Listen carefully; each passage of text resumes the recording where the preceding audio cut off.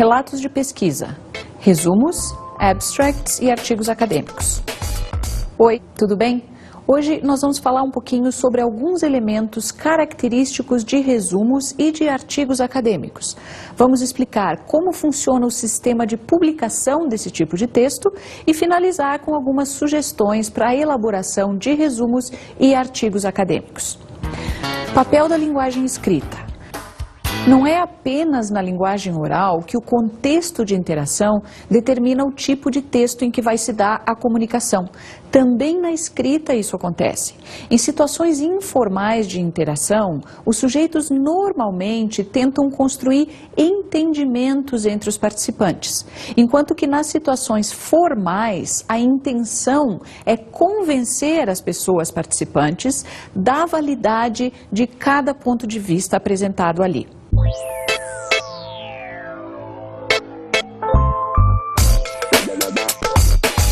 Na interação informal, o objetivo é construir um entendimento da mensagem, digamos assim. É como no caso de listas de compras ou de bilhetes ou até mesmo de e-mails. Quando a gente tem um ambiente de interação formal, o objetivo dos participantes se volta muito mais para convencer uns aos outros da veracidade ou da legitimidade do que se está dizendo, que é o que acontece no caso de reportagens, do discurso jornalístico, de relatórios ou mesmo de processos judiciais.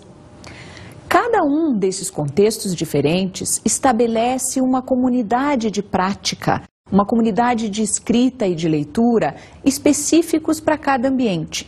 Isso é o mesmo que dizer que em cada um desses contextos nós adequamos as nossas escolhas da escrita dependendo de quem será o nosso leitor e do objetivo que nós temos ao realizar essa produção escrita.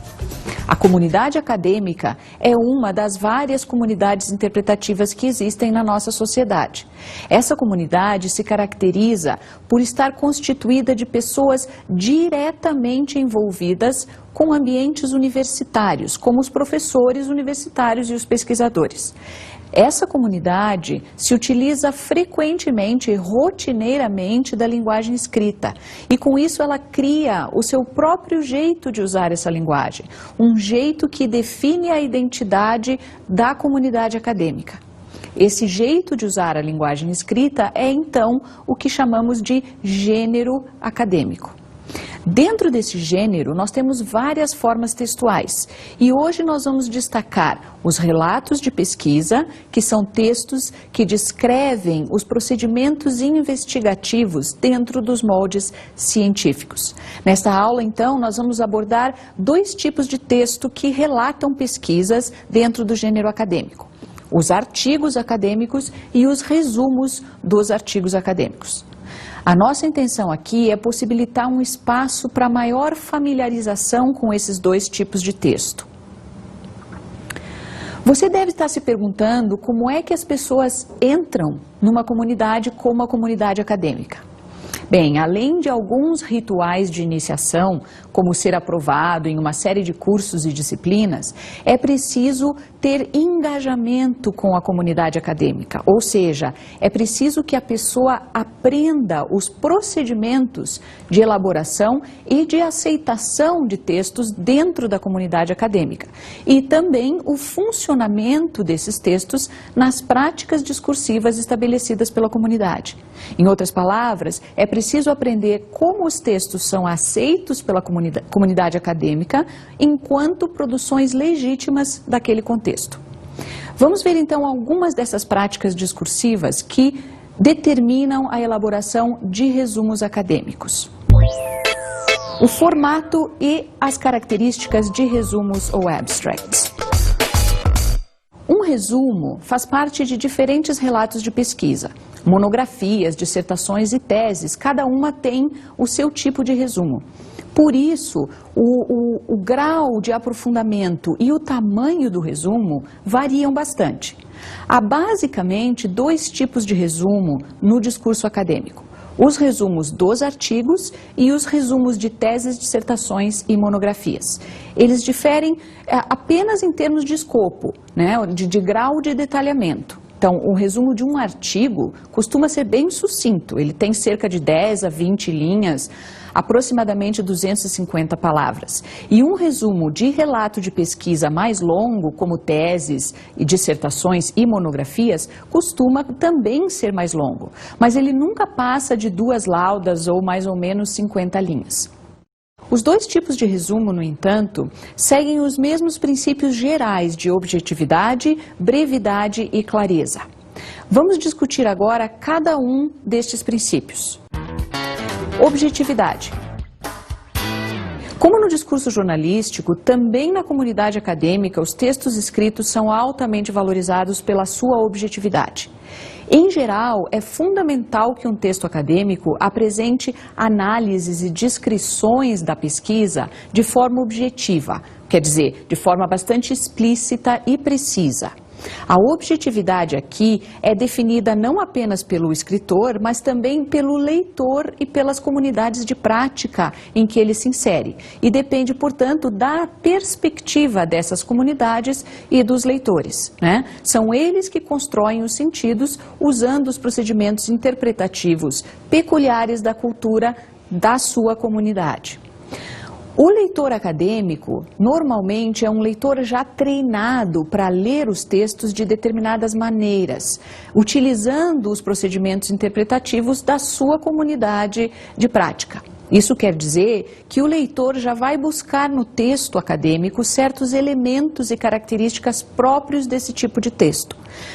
A impressão de objetividade que o texto constrói é, portanto, bem importante dentro do mundo acadêmico. E um relato de pesquisa sempre vem acompanhado de um resumo ou de um abstract, que faz com que o leitor possa ter um acesso bem rápido ao teor do texto, ao foco principal do texto e à metodologia de pesquisa que foi utilizada. Isso economiza um tempo precioso de pesquisa para o leitor, que pode ser dedicado exclusivamente aos textos de seu interesse. A noção de objetividade nesse contexto tem, portanto, dois aspectos. A questão da neutralidade e da suposta imparcialidade que se deve manter num texto acadêmico, mas também a palavra objetividade é usada aqui no sentido de praticidade, de agilidade e destreza no processo de leitura, porque o leitor acadêmico precisa poder identificar exatamente o que ele está procurando no texto. Selecionando bibliografia online, pesquisa. A leitura, então, do resumo de um texto acadêmico confere bastante agilidade para o leitor no uso do tempo de leitura que ele vai dedicar. Na web, a gente encontra várias bases de dados com resumos, exclusivamente com resumos, que são disponibilizados às vezes por bibliotecas e às vezes por sites de busca mesmo, como o Explorer ou o Google. Os resumos, então, podem ser consultados tanto pelo autor quanto pelo assunto. E isso ajuda, novamente, a economizar o tempo de download. Não precisa fazer download de artigos inteiros para saber qual é o teor do artigo. E a gente pode ter um acesso, então, direto aos textos mais relevantes para o interesse do pesquisador, o interesse de leitura específico. Os artigos acadêmicos impressos também sempre vêm acompanhados de um resumo, para que o leitor possa decidir se vale a pena ler o texto na íntegra. Características de resumos de textos acadêmicos. Vamos dar uma olhada agora num exemplo de um resumo, observando especialmente a característica de concisão do texto. Como nós já dissemos, os resumos têm que ser breves e diretos. Então, veja aqui a primeira página de um artigo acadêmico numa revista especializada. Veja como, já logo após o título, você encontra o tema principal no resumo, dado aqui, nesse caso, pela expressão "This study focuses on". Logo em seguida, já na frase seguinte, o resumo apresenta a metodologia. Ele usa expressões do tipo "a sample of", "a structural equation model", "was applied to", e aí ele explica como a pesquisa aconteceu. Logo em seguida disso, de novo, já aparecem os resultados da pesquisa. Nesse caso, ele usa expressões para expressar esses resultados, ele usa termos como results validated the postulation that, etc., etc., ou the structural weights model was confirmed, etc., etc., etc. Então vejam como é extremamente preciso, extremamente direto um resumo de uma pesquisa. Os resumos normalmente vêm seguidos de palavras-chave, que são também bastante importantes num texto acadêmico para que o leitor possa se orientar e saber conhecer o foco do autor.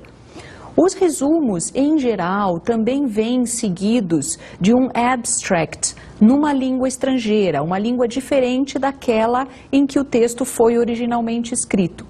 No caso da língua inglesa, é interessante observar que, como a maior parte dos artigos acadêmicos acaba sendo de difusão internacional, acaba sendo escrito mesmo em língua estrangeira, as revistas que publicam artigos originalmente em língua inglesa não costumam exigir um abstract numa outra língua estrangeira, diferentemente das revistas acadêmicas brasileiras, cujos textos são escritos em português e normalmente vêm acompanhados de um abstract em inglês com palavras-chave tanto na língua estrangeira quanto na língua portuguesa. Um outro detalhe interessante sobre o resumo é de que raramente um resumo vai trazer exemplificações, modelos de quadros utilizados, gravuras ou outros tipos de ilustração. Ele vai direto afirmando coisas. Essa também é uma outra característica do resumo. Não aparecem normalmente num resumo frases negativas, coisas que o autor não se propõe a fazer. Ele vai direto explicando as coisas que ele vai fazer no seu texto. Sugestões para a elaboração de resumos ou abstracts. Agora que nós já vimos como os resumos são estruturados e para que eles servem, vamos ver algumas dicas sobre como escrever um bom resumo para um artigo acadêmico. Como você já sabe, a internet está cheia de macetes e dicas, alguns interessantes e úteis, outros totalmente equivocados. O mesmo acontece em relação às sugestões para a redação de textos, inclusive resumos acadêmicos. Vamos ver um blog que traz algumas sugestões e vamos decidir juntos se essas sugestões que ele oferece para escrever bons resumos vão ser úteis para nós. O nome do blog é Keeman's Complicated Simplicity. E o texto que nós vamos ver dentro desse blog se chama How to Write a Good Abstract. Como vocês podem ver, esse texto foi escrito em janeiro de 2009. Para localizar esse texto no blog, basta colocar palavras-chave nesse campo onde diz Enter Search Keyword e a gente chega no link para esse texto. Vamos às sugestões, então, que o Keeman, o nome do autor do blog, traz para escrever textos ou resumos, que em inglês se chamam abstracts, de textos acadêmicos. Ele estruturou o texto dele através de perguntas, respostas e comentários. Então vamos ler a primeira pergunta que ele diz que um abstract precisa responder. Ele pergunta o seguinte: Why did you start? Introduction or background? You should summarize, preferably in one sentence, the current knowledge or state of the art, specifically in relation to the work you are presenting. Boa dica essa, não? Resumir em uma frase a perspectiva atual das pesquisas sobre o mesmo assunto abordado no texto. Vamos à próxima sugestão do Keeman para um bom resumo. Ele pergunta: What did you try to do? Aims and objectives. Here, you should state the aim of the study and ideally include a short statement of the study's hypothesis. A legitimate scientific study is not done to prove that something is true, but rather to find out whether it is true. The difference may seem small, but it makes a huge difference. A formal hypothesis shows that you were objective. Opa, paremos aqui um pouquinho. Vários pressupostos do Keeman, partilhados pelo senso comum, precisam ser problematizados aqui. Primeiro, a ideia de que um legitimate scientific study, segundo ele, teria a finalidade de descobrir a verdade sobre alguma coisa. Isso demonstra uma visão estruturalista bem tradicional de pesquisa.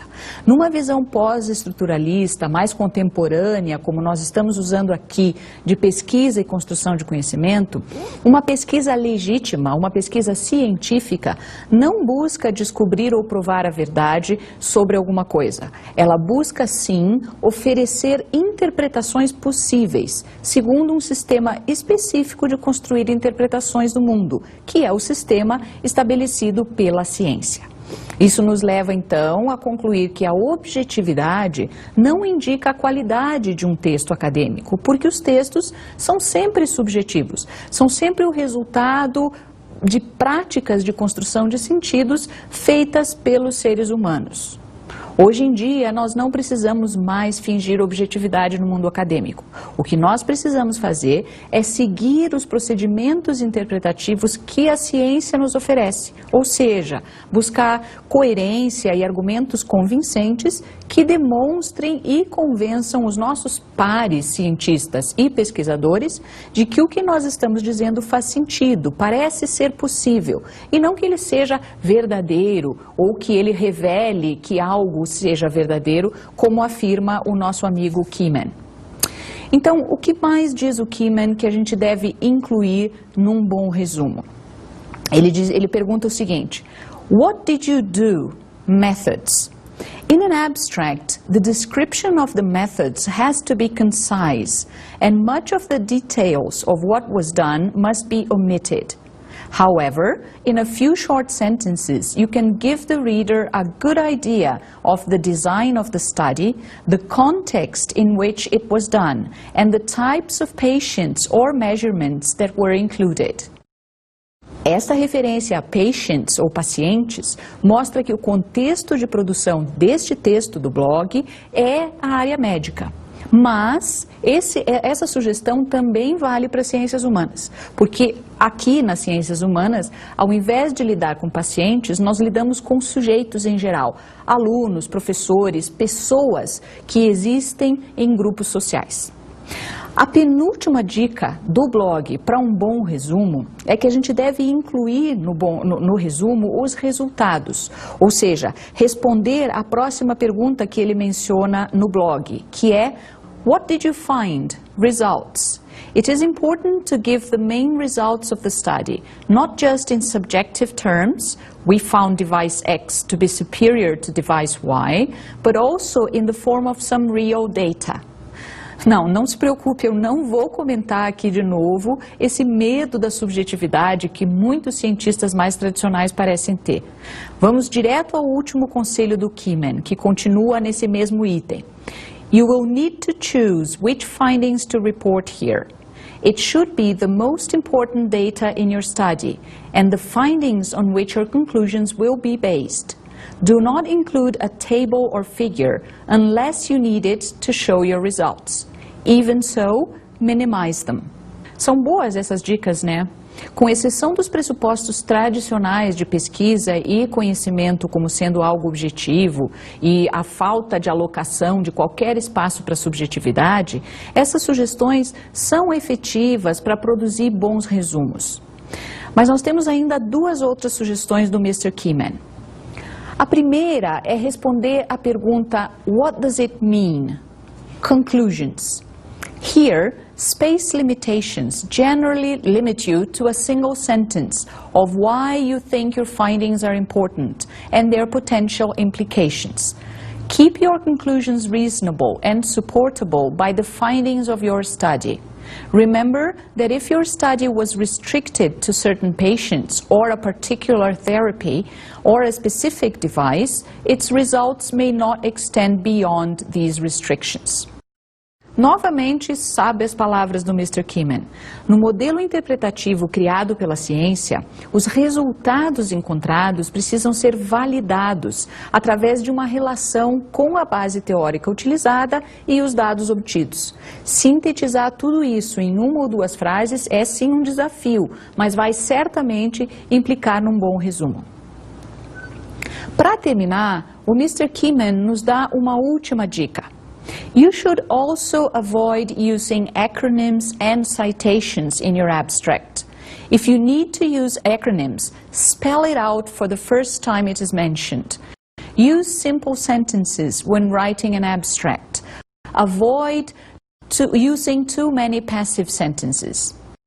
Essa dica sobre as frases em voz passiva, como por exemplo, it is said to be of importance, ou it is reported to mean a lot, o que em português seria dado por expressões semelhantes a disse que, ou é considerado como de fundamental importância, é uma boa sugestão e me faz lembrar que é bom evitar a repetição constante de um mesmo tipo de estrutura em qualquer tipo de escrita, mas principalmente a escrita acadêmica, a fim de não cansar demais o leitor e nem dar a impressão de que os recursos estilísticos e linguísticos do autor são limitados.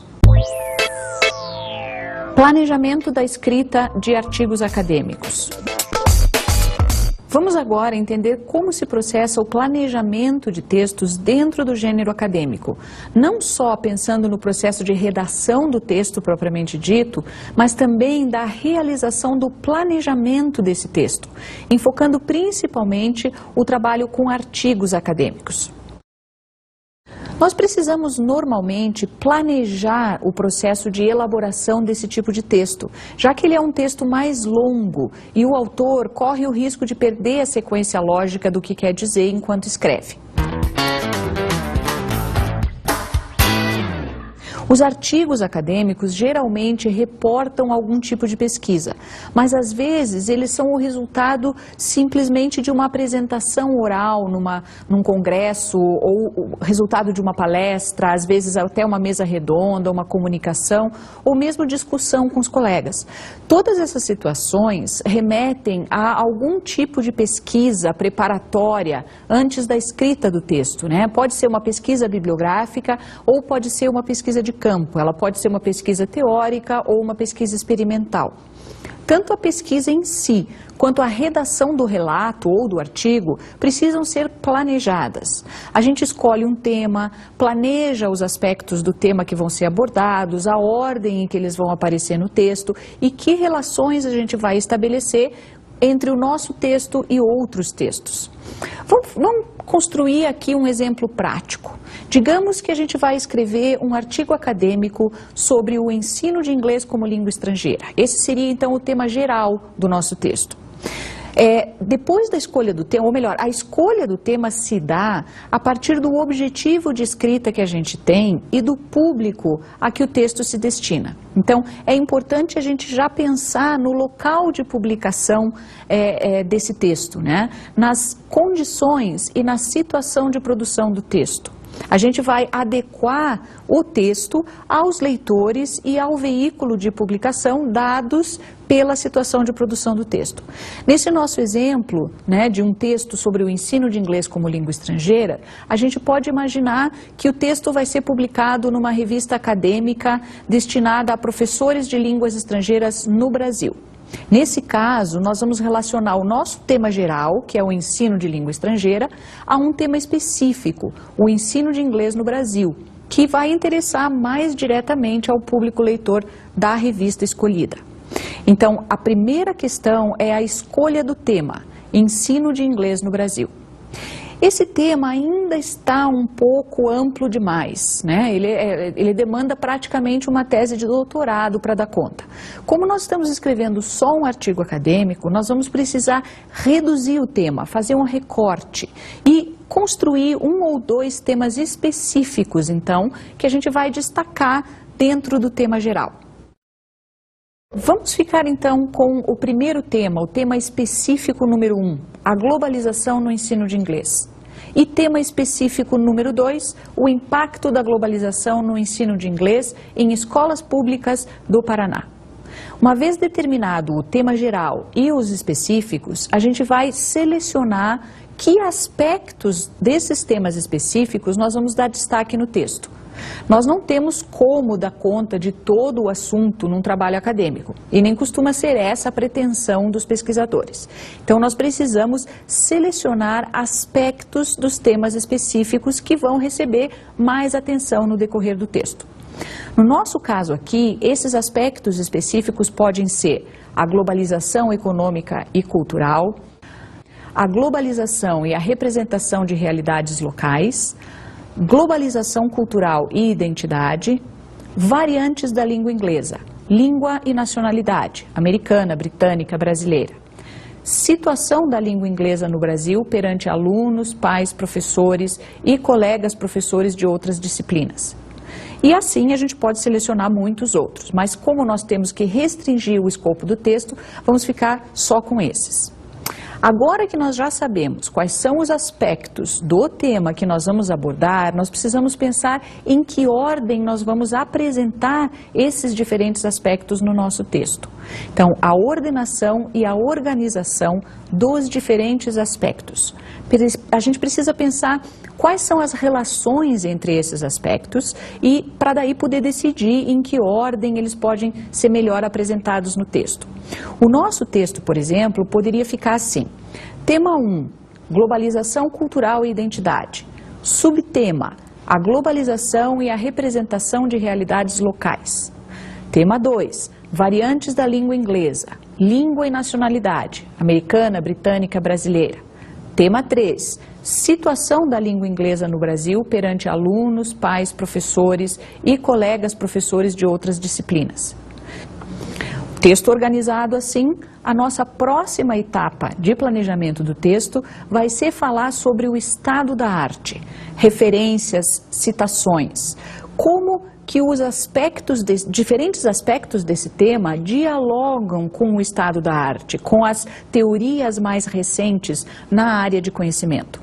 No nosso texto, a gente está pensando nas áreas de linguística aplicada e educação. Então, nós vamos consultar outras fontes, outros pontos de vista, outros textos e autores nessas áreas e ver como é que eles conversam com as nossas próprias ideias. Se eles se opõem às nossas ideias ou se eles reforçam a nossa perspectiva.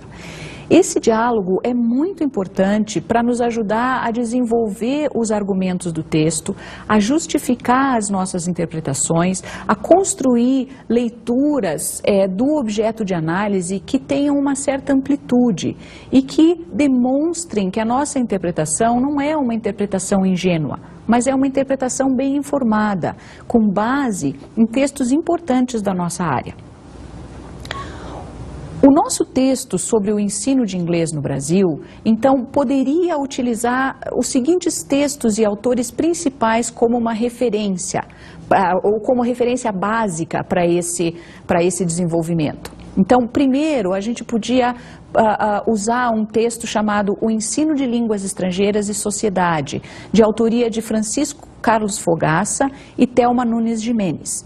Ou também um segundo texto chamado A Identidade do Professor de Inglês, de Vera Lúcia Menezes de Oliveira e Paiva. Esses dois textos podem ser acessados online.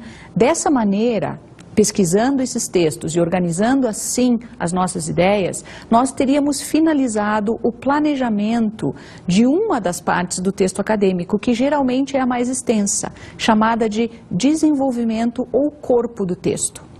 Depois de redigir o corpo do texto nessas seções distintas, de acordo com os diferentes temas, é a hora de decidir se nós vamos escrever primeiro a conclusão ou a introdução. Porque a ordem da escrita não interessa muito. O que interessa é a função de cada uma dessas partes na estrutura do texto. No caso do nosso texto, eu particularmente redigiria primeiro a introdução, para que na conclusão a gente pudesse retomar algumas das questões principais apresentadas na justificativa, na introdução do texto, que eventualmente possam não ter ficado muito claras. Vamos ver então como é que se escreve uma introdução desse tipo. Introdução.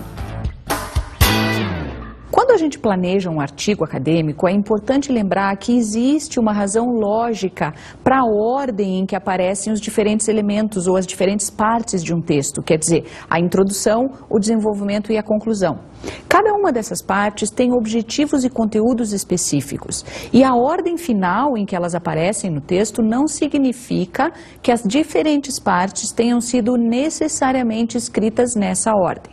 Em geral, o desenvolvimento e a conclusão são escritos, inclusive, antes da introdução, já que a introdução é uma espécie de resumo expandido ou um trailer do texto que está por vir. Então, a introdução, ela tem como função também cativar o leitor, mostrar que o texto vale a pena ser lido, que ele vai ser importante para o desenvolvimento do conhecimento do leitor, que ele está bem organizado e que ele apresenta uma boa argumentação.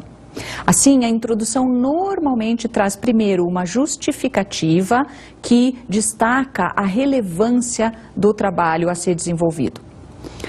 No livro Planejar Gêneros Acadêmicos, as autoras apresentam uma lista de perguntas e responder a essas perguntas pode ajudar o pesquisador a redigir a sua justificativa.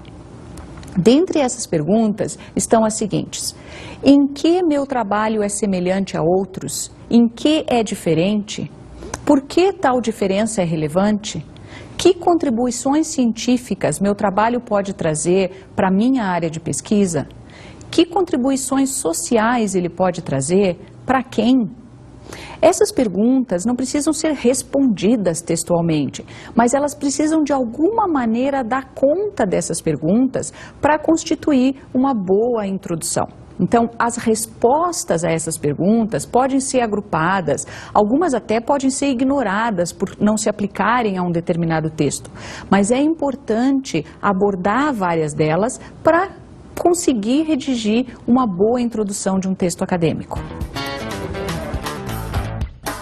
Você pode também iniciar a sua introdução, abrir o seu texto, usando algumas estratégias bem comuns nos textos acadêmicos para esse tipo de abertura de texto. Você pode, por exemplo, construir uma epígrafe, citando um texto de um outro autor que esteja relacionado com o assunto que você vai trabalhar. Pode ser um texto poético, teórico, pode ser um texto polêmico, pode ser um texto irônico, alguma coisa que, inclusive, contradiga, né? Não só reitere, mas também contradiga a sua interpretação que vai ser apresentada no texto. É importante lembrar de remeter a essa epígrafe de vez em quando no desenvolvimento do texto, dialogar com ela enquanto você vai escrevendo. Um outro recurso para começar um texto é apresentar dados estatísticos, que pode ser uma boa maneira de iniciar a discussão. Novamente, os dados estatísticos podem estar no texto contrariando e desafiando a sua interpretação ou corroborando a sua leitura. Você pode também abrir o texto com perguntas, com a função de despertar a curiosidade do leitor. Só você não pode se esquecer de responder a essas perguntas durante o seu texto ou de alguma maneira retomar essas perguntas para elas não ficarem no ar. Normalmente o espaço dedicado a essa retomada é a conclusão. Na conclusão, a gente faz uma retomada relacionando os pontos principais entre si e com pontos específicos do embasamento teórico, né, das citações, dos outros textos, dos dados coletados e dos resultados da pesquisa.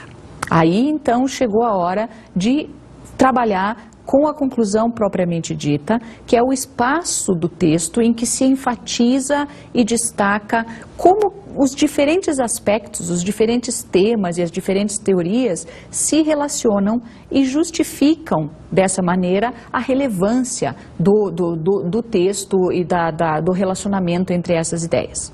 A conclusão também é o momento em que se reforça a relevância do texto propriamente dito, as razões pelas quais é importante estudar o assunto, adotar o ponto de vista do autor que está privilegiado no texto, é onde a gente aponta as contribuições que esse texto traz para o conhecimento, para o estado da arte, para a teoria, para a área do saber. É na conclusão que normalmente aparece com muita clareza a visão do autor. O ponto de vista que ele tem em relação a essas teorias recebe maior destaque nesse momento do texto. Ele é a última oportunidade que o autor tem para esclarecer a sua perspectiva ao escrever o texto e para ressaltar como essa perspectiva pode ser importante para entender o assunto principal do texto.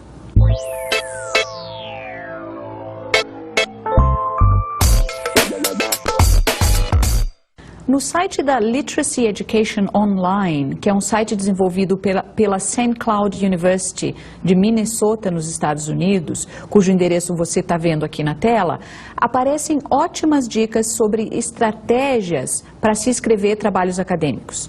Aliás, esse é um bom site para ajudar a desenvolver habilidades de escrita formal em geral. Acesse o site e bom estudo!